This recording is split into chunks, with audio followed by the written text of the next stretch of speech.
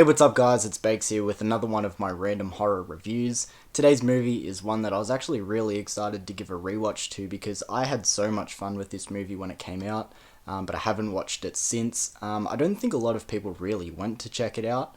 Maybe it's just because they didn't have such high hopes for it, or maybe it was just not horror enough. It's not straight up horror, but definitely got those elements to it. But I had a lot of fun with this movie. So today's film for my review is Ghostbusters Afterlife from the year 2021. Now, before I get into my thoughts of this movie, let's quickly go into the plot.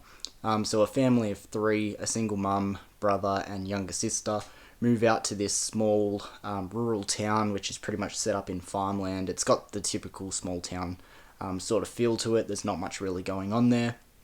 And the kids don't really know this, but they're related to Spengler from the original Ghostbusters films. They're his grandkids. We follow the younger sister in this movie. She's our main character, Phoebe. And she starts to sort of unravel who her grandfather really was and why he moved out to this small town and what was going on there. Meanwhile, in this town, they keep having these earthquakes and tremors, and it turns out something a little bit ghostly and paranormal is actually going on in this town. So I'm going to leave the plot description there, and let's get into my thoughts of 2021's Ghostbusters Afterlife. So where I want to start with this one is I really like the writing in this movie, especially with the script and how they handle the interactions, especially with the kids. As I said before, our main characters in this movie are the kids. We're following them for a majority of the film's runtime. And as I said, I feel like they do a really good job at handling the interactions with each other and the surroundings and the adults and how the parents talk back to the kids. All of that, at least to me, feel like genuine interactions, which I really enjoyed. Too many movies nowadays are trying too hard to be, one, relatable, which just doesn't work majority of the time because it's being written by like a 55-year-old man in a suit who doesn't know how kids talk to each other and interact, and it just doesn't translate to screen. Or a big thing that's happening a lot in movies nowadays, they try too hard to be woke. I feel like this movie didn't have any of that. All the interactions, as I said, felt very down to earth and realistic. The kids felt like real kids. Obviously, if you've seen the movie, some of them with particular quirks and personality traits, but that's just character writing as well. But I also really like the adults in this movie. I really like the mum. I thought she was so fucking funny. She's so blunt with her kids and she has this sarcastic banter going on with them. But I really liked that. And I can see like marshmallow parents watching this movie being like, oh, she's not a great parent the way she talks to her kids. No, to me that feels real. And she was really funny. I really liked her character. Even Paul Rudd in this movie too. Literally, his introduction, he's the summer school teacher, and he's talking shit about the school and how dumb the kids are and everything, and I just find that to be really fucking funny. I love the interactions in this movie, and I guess we'll quickly continue on with the characters, and I guess I'll continue on with Paul Rudd. I know this isn't an unpopular opinion, but I fucking love Paul Rudd. The older I've gotten, the more I've just grown to like him even more. He's just so likable, and every time I see him in a movie, he's just like so captivating, and he does a great job in this movie too. I actually wish he was in it a little bit more. Hopefully we see him more in the sequel. You have other familiar faces in this one as well. Finn Wolfhard from It and Stranger Things, he plays the older brother. He's pretty enjoyable in this movie. I could get this wrong, but I believe our main character Phoebe is played by McKenna Grace. I feel like she does a great job as well. I haven't seen Young Sheldon before, but is she Young Sheldon? Like, I just feel like, as I said, I've never seen the show Young Sheldon, but I feel like her character is kind of him. Could be wrong, but again, I really like how they handle the interactions in this movie, and the performances too. Really great job. Now, we can't get too far into Ghostbusters without actually talking about the ghosts themselves, so let's do that now. The effects in this movie are good, don't get me wrong. The ghost designs have a lot of personality and charm, but I would have loved to see the ghosts done in the same style as the original two Ghostbusters movies. Think about Slimer, for example, in the OG Ghostbusters. Like, he's done practical, but he has those effects thrown over the top to make him look transparent and ghostly. I love and adore those effects from the original Ghostbusters movies so much. The ones in this one, majority of the time, are just straight up pure CGI. As I said, it doesn't look bad, but I just really miss the charm of the OG Ghostbuster effects. In this movie, we have mini Stay Puft Marshmallow Men, which are kind of cute, but they're 100% there just for pure nostalgia effect. But I kind of like how they were all sort of borderline suicidal or just really dumb and didn't know they were putting themselves in harm. I kind of liked that about the mini Stay Puft Marshmallow Men. Again, would have loved them to be practical. I could have seen them pulling off puppeteering. But I really think that's like sort of an art that's dying, especially in mainstream movies. To be fair, it could just be audiences don't appreciate puppeteering anymore and they just want to see clean CGI. But I just really miss the charm, and like I can really watch puppeteering and see the effort going into it, which makes me like it even more. But continuing on, the Terror Dogs are also back in this movie, and they're some of my favorite practical designed monsters in like any movie I can think of. You know, the OG Ghostbusters, the Terror Dogs look fucking awesome, and they do again look really good in this movie as well. It is a mixture between CGI, which again is done fairly well, and practical. I really respect the practical design of the Terror Dogs in this one as well. But again, they do a really good job of handling the ghosts in this movie too. So continuing on with things that I like about this movie, and this is something I briefly brought up before, but I really like the comedy in this movie and how they handle the humour and jokes. First of all, it doesn't feel like they're smacking you over the head with the jokes, which I hate in movies.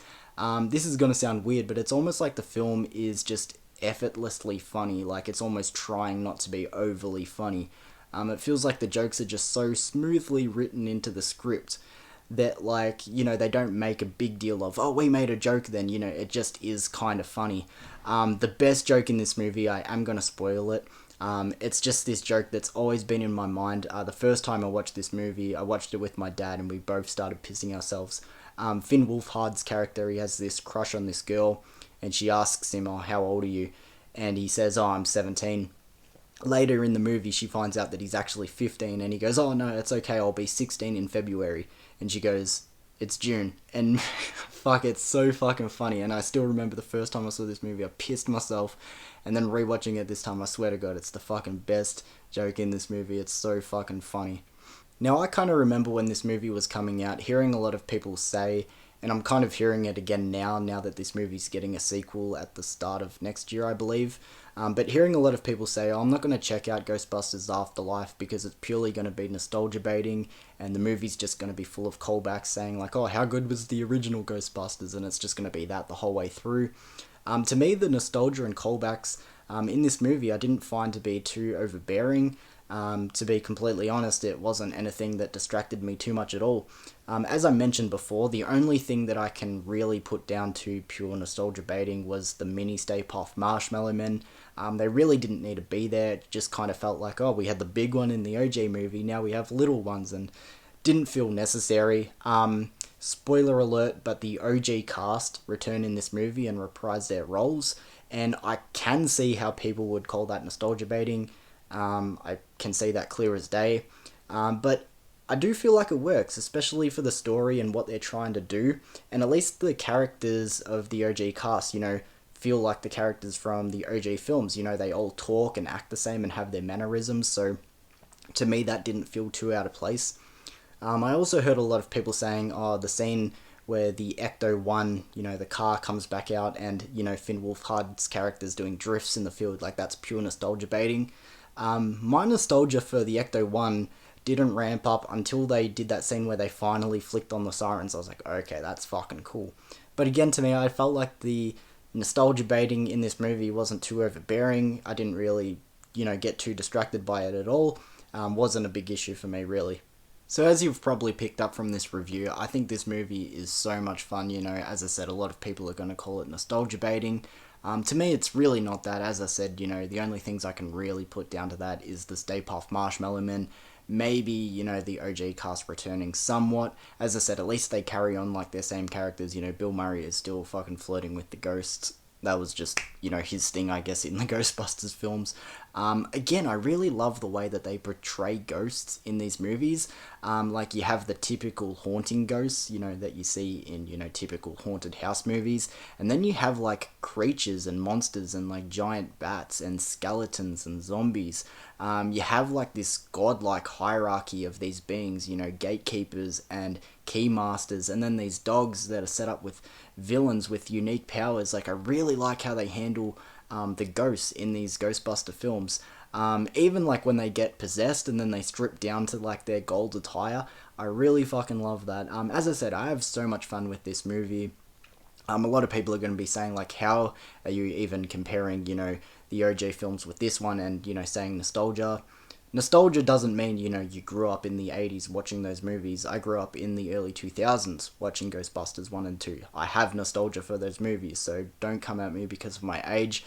Yeah, I just fucking love this movie. I thought it was a blast. I'm going to give this one a score of an 8.5 out of 10. I think Ghostbusters Afterlife is really underrated. I don't hear enough people talk about this movie. After this movie was over, like, I really started thinking, like, you know, these team up movies where, like, you have sort of like a group cast, you know, becoming a team.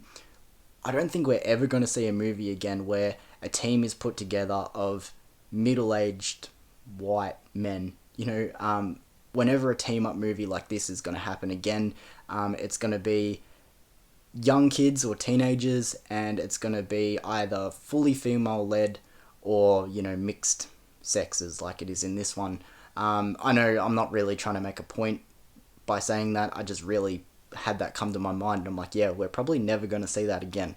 But yeah, I really like this movie. Sorry, I just went on a little rant there. That was just something that came to mind, as I said, when this movie wrapped up. But if you haven't seen Ghostbusters Afterlife because you put it on the back burner just thinking it was going to be dumb, you know, a try to pull money from your back pocket purely on nostalgia, to me, it's not that. I think this is a genuinely fun movie, and I'm excited for Ghostbusters, whatever it's called, like Frozen Empire or something. I can't wait for that movie. So I'll leave my random horror review there, guys. If you have seen this movie, let me know your thoughts in the comments below, and I'll see you for another video soon, guys. Peace.